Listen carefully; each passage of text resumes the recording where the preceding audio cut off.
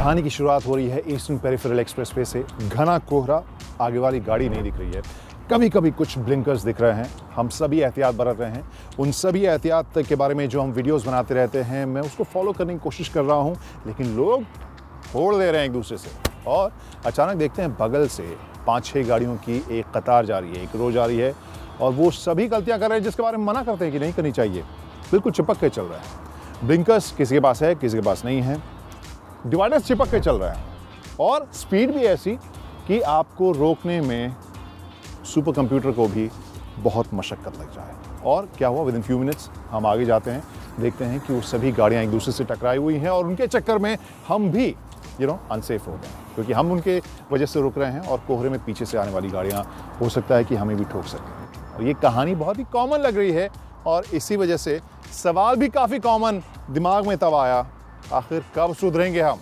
और इसी वजह से हम एक बार फिर से लेकर आए हैं हमारा special episode the swag drive का, क्योंकि we are all trying to be the better guy on the road.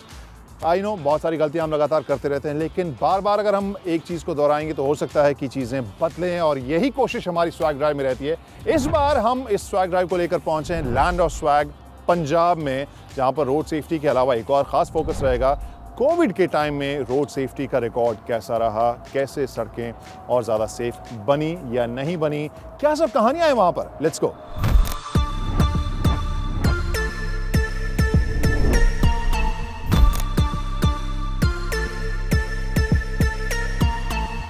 Obvious calculation या इंटरप्रिटेशन ये होगा कि लॉकडाउन के टाइम में जब गाड़ियां बिल्कुल नहीं थी सड़क के ऊपर, फिर एक्सीडेंट्स तो नहीं होने चाहिए थे। लेकिन पंजाब का डेटा आपको सरप्राइज करेगा, और इसके बारे में काफ़ी डिटेल में रिसर्च किया है वहाँ के एडीजी मिस्टर चौहान ने, और उनसे हमने बात भी की काफ़ी डिटेल में। असली जो आई ओपनिंग चीज़ जो आपसे बात करते हुए महसूस हुई थी, वो कि पता चला कि रोड एक्सीडेंट्स में कितने अलग अलग एस्पेक्ट्स होते हैं जो लॉकडाउन के टाइम में भी सामने देखने को मिले, जो आपने स्टडी भी की।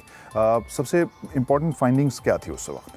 देखो Kranti, I have always been the proponent of the thing कि जब तक आप बिहेवियर लोगों के नहीं चेंज करोगे, तब तक रोड सेफ्टी एंड टोटलिटी हम नहीं उसको अचीव कर सकते हैं। बाकी सारे मेजर्स अपनी जगह दुरुस्त हैं। Like there is one thing called the Peltzman effect. Peltzman was an economist who kept on saying that if the government decreases the risk, increases the capacity or increases the safety of any endeavor by any of its endeavor, the risk taking capacity of the people increases. Okay. और उसने दिया था seat belt का example, और उसने कहा था कि जब सीट बेल्ट आएंगी तो सेफ्टी तो बढ़ेगी, लेकिन एक्सीडेंट रेट नहीं कम होंगे। And then after 10 years they actually realized कि सीट बेल्ट से सेफ्टी तो इम्प्रूव हुई है, लेकिन रिस्क टेकिंग कैपेसिटी लोगों की बढ़ गई। अब उसमें होता यह है कि द पर्सन थिंक्स कि he is very safe inside. अब उसने ओवर स्पीडिंग शुरू कर दी।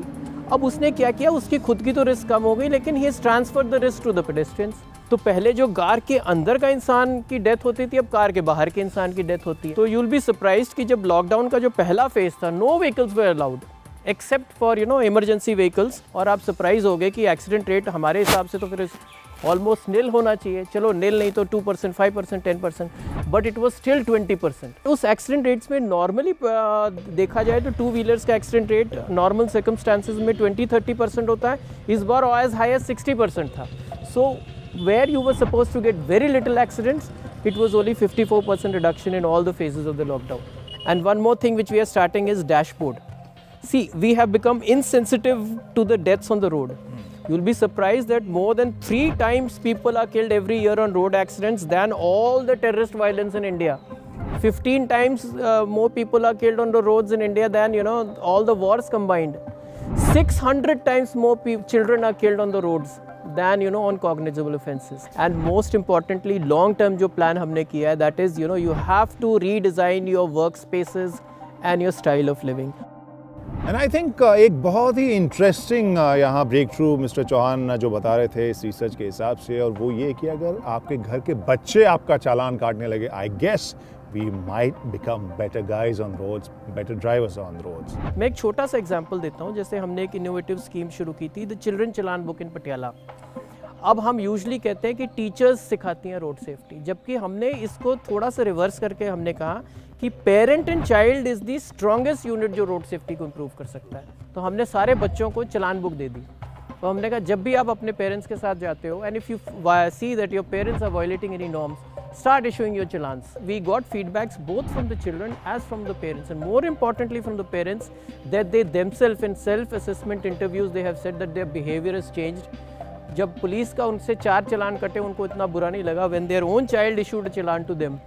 There's one more thing which we should learn from Bathinda, जहां हम देख रहे हैं कि NGOs ने कमान संभाली है. Obviously सभी चीज़ सरकार के करने से ठीक नहीं होगी, जनता का जो पार्टिसिपेशन है वो बहुत ज़रूरी है, and that's what these NGOs are doing. Very interestingly, जो फर्स्ट रिस्पॉन्डर के तौर पर वो बहुत ही बखूबी अपना रोल निभा रहे हैं. उनके जो एम्बुलेंसेज हैं कई बार उनमें होड़ लगी रहती है कि अगर कोई एक्सीडेंट विक्टिम है तो उसके पास कौन पहले पहुंचे.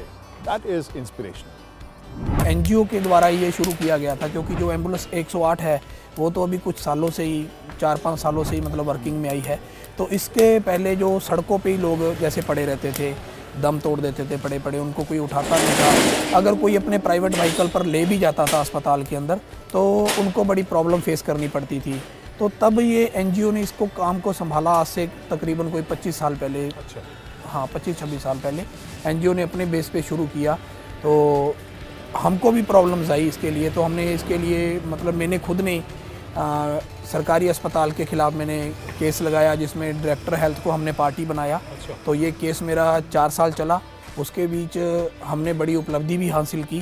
तो सभी पंजाब के अंदर जितने भी छोटे बड़े अस्पताल है उसके अंदर तीनों लैंग्वेज के अंदर, पंजाबी, हिंदी और इंग्लिश के अंदर, ये उन्होंने स्पेशल बोर्ड भी लगाए हैं. चाहे कोई मंडी के अंदर अस्पताल है छोटी सी, चाहे किसी गांव के अंदर अस्पताल है, चाहे कोई सिटी का अस्पताल है, तो वहाँ पर बोर्ड लगे हैं स्पेशल, जिसके ऊपर लिखा हुआ है भी अगर कोई घायल को या पीड़ित को उठाकर लेकर आता है तो उसे तंग परेशान नहीं किया जाएगा.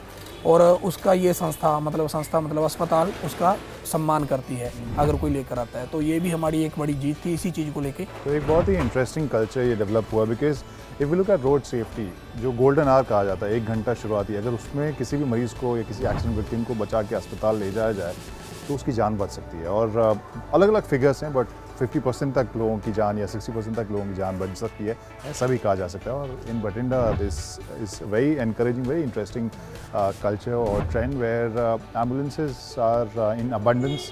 जो भी एक्सीडेंट विक्टिम होता है तुरंत उनके लिए मुस्तैद रहते हैं अस्पताल तक पहुंचाने के लिए, और अस्पताल में भी जो लेकर जाए उन्हें कोई दिक्कत ना हो उसके लिए भी इन्होंने कानूनी लड़ाई लड़ी है. That is very inspiring. To be the better guy on the road, better drivers on the road, हमें एजुकेशन की ज़रूरत होती है, चाहे हम खुद को सिखाएं, दूसरों को सिखाएं, लेकिन सेफ्टी के लिए ज़रूरी है. लेकिन जब एजुकेट हम नहीं होते हैं तब बात आती है इन्फोर्समेंट की.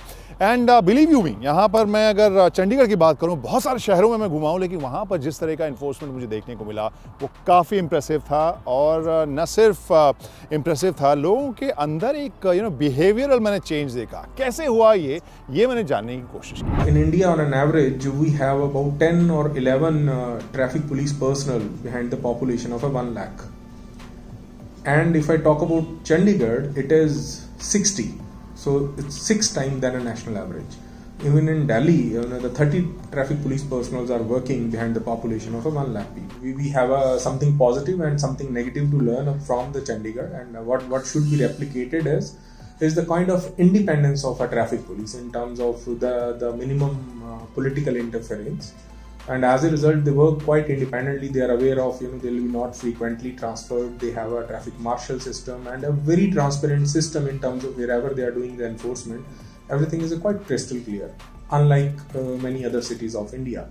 So guys, this was our swag drive from the land of swag with Hyundai i20. I hope ये सब देख के कुछ तो चेंज आपके दिमाग में आया होगा कि किस तरह से हम खुद को, दूसरों को सेफ रख सकते हैं इंडियन रोड्स के ऊपर. एंड वी होप कि हर एक इस तरह के एपिसोड के साथ वी में थोड़ा बहुत ही चेंज करें, थोड़ा बहुत ज़्यादा सेफ बनाएं इंडियन रोड्स को, and we be the better guys on the roads. And आपको इनमें से कुछ भी अगर पॉइंट्स ऐसे लगे जिसको आप फॉलो करना चाहते हैं, do share that line with us. कौन सी बात आपको सबसे अच्छी लगी? आई मेक श्योर मैं पर्सनली भी अपने दोस्तों, अपने फॉलोअर्स को, सभी के साथ वो स्टोरी ज़रूर शेयर करूँगा. फिलहाल पूरी टीम को दीजिए इजाज़त. Swag drive with Hyundai i20 में इतना ही. Stay safe, drive safe. Bye bye.